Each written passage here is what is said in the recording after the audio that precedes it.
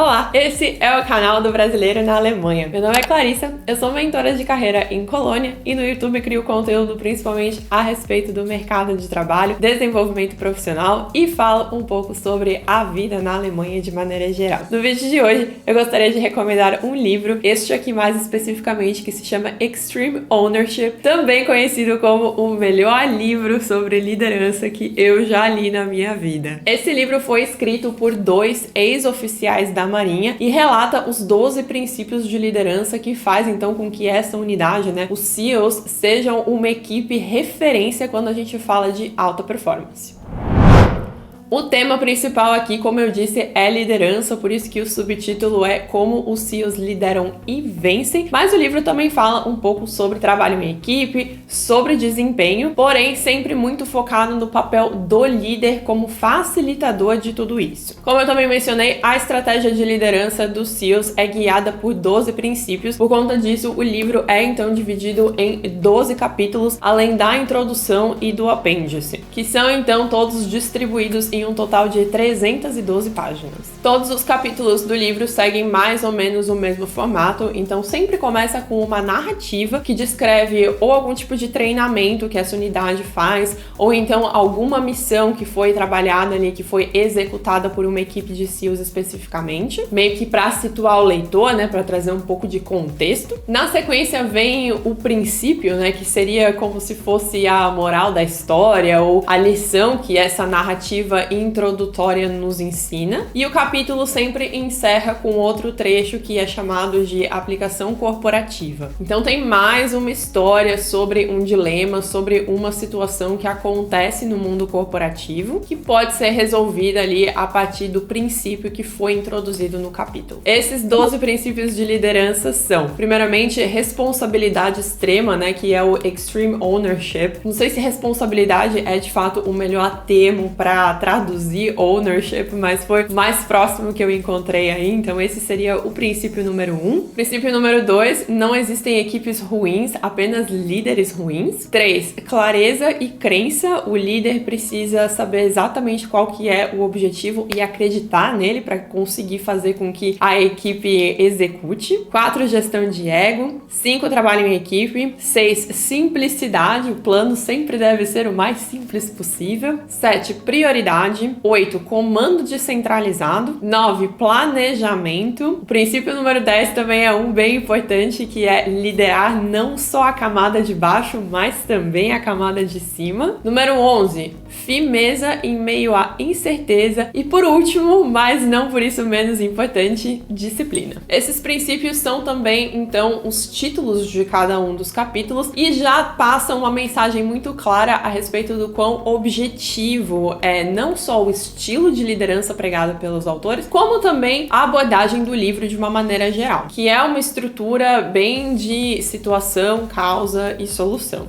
Falando um pouco sobre por que eu gostei tanto dessa leitura, primeiramente, eu me identifico muito com esse estilo de liderança, ou pelo menos eu fui me identificando cada vez mais à medida que eu lia. O melhor capítulo do livro, na minha opinião, é o capítulo 2, onde os autores falam sobre não existir equipes ruins, apenas gestores ruins. Inclusive, eu li um artigo na semana passada que falava muito sobre isso. Era um estudo realizado com uma série de profissionais aqui na Alemanha a respeito dos principais motivos que faziam com que eles sentissem vontade de pedir demissão, e no topo dessa lista, mais de 75% dos entrevistados disse que o principal motivo que leva a uma demissão, o que os levaria a uma demissão, era algum tipo de problema com o chefe. Eu também vejo muitos dilemas a respeito disso nas minhas mentorias. Tenho muitos clientes que chegam com algum tipo de reclamação a respeito do gestor, então que precisam de ajuda ali para bolar uma estratégia para poder lidar com essa gestão, ou então que estão buscando uma estratégia para mudar de emprego justamente porque não conseguem enxergar a gestão como de fato competente. E falando em líderes ruins, a narrativa então que abre esse capítulo é a respeito de um treinamento, como se fosse uma regata realizada ali pelos SEALs. É uma competição então que envolve 10 barcos, 10 veleiros. Eu não sei exatamente que tipo de barco que é, porque não fica claro ali na narrativa, ou pelo menos eu não consegui identificar. Mas vamos dizer que sejam 10 barcos, cada um deles tem uma equipe, né, do mesmo tamanho, digamos assim, e um líder que é responsável pelaquela equipe. E aí todo mundo precisa percorrer um trajeto específico, retornar até um ponto de encontro e quem chega primeiro ganha. Durante essas competições, então, durante esses treinamentos, tinha uma equipe, um barco que sempre finalizava o trajeto em primeiro lugar, ao mesmo tempo que outra equipe sempre terminava o percurso em último lugar. E aí o líder dessa equipe, que sempre ficava como última colocada, ficava reclamando do time, dizendo que o único motivo pelo qual eles não estavam ganhando, não estavam mais bem colocados na competição, é porque a equipe não acatava as ordens dele, que eles eram todos muito fracos, né, fisicamente, que não estavam bem preparados fisicamente para aquele tipo de desafio. E aí os responsáveis ali pela competição disseram: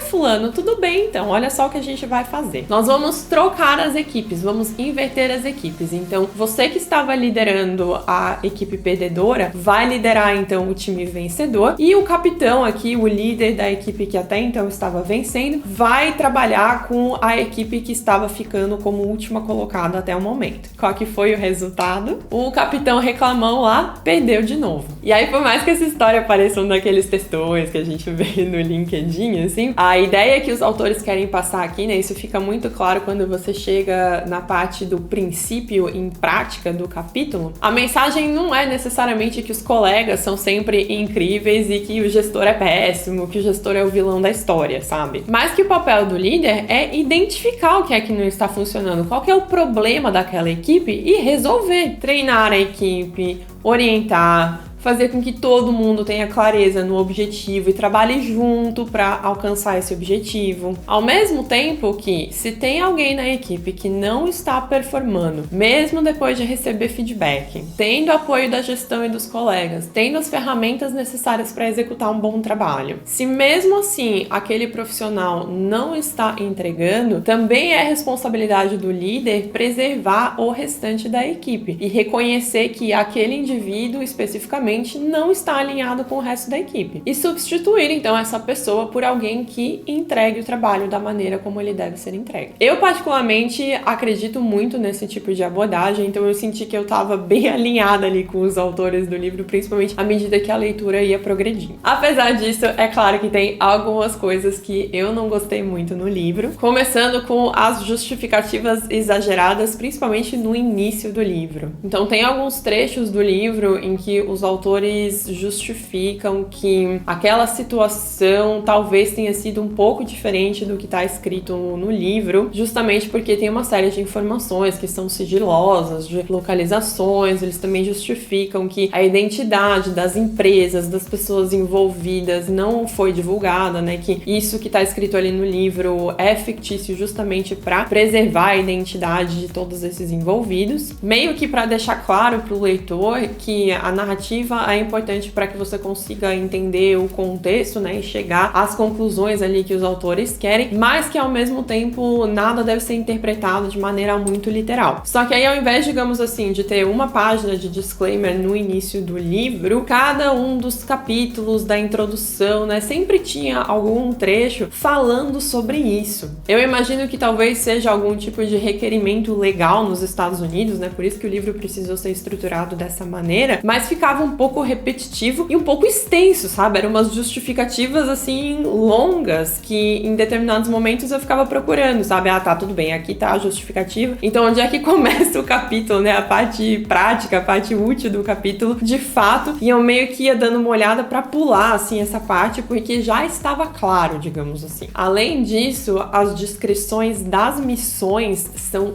bem detalhadas, no sentido de quantas pessoas que eram envolvidas, qual que era o título, né? Eu não sei exatamente se no exército se chama de título, de cargo, de ranking, enfim, mas tem os termos militares específicos para cada uma dessas coisas, modelo de veículo, modelo de armamento, uma série de informações que para uma pessoa, por exemplo, como eu, que não está acostumada com terminologia militar, acabava ficando uma leitura bem complicada, assim, por mais que o livro ele traga aqueles asteriscos, né? Então, digamos assim, tem um termo específico, digamos, sei lá, um Humvee. Aí vem um asterisco do lado dessa palavra e no rodapé do livro tem, então, uma explicação ali de 2, 3 linhas do que é um Humvee, né? Que é um tipo de veículo lá. Só que em determinadas partes, a nota de rodapé é quase um parágrafo, sabe? Porque tem muitos termos ali que você precisa entender o que é que significa para conseguir ter uma visão geral ali da situação. Então, à medida que você vai lendo o parágrafo, você também precisa ir lendo as notas de rodapé, sabe? Você vai indo e voltando,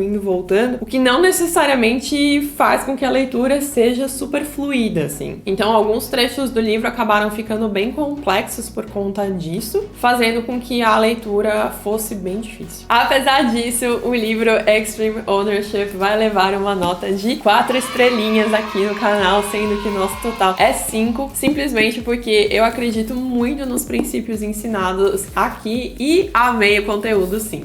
O meu objetivo com o vídeo de hoje era recomendar uma leitura interessante que com certeza vai agregar, vai contribuir com o seu desenvolvimento profissional. Se você gosta desse tipo de conteúdo, já se inscreva aqui no canal, ative as notificações para não perder nenhuma novidade. Um beijo e a gente se vê no próximo vídeo.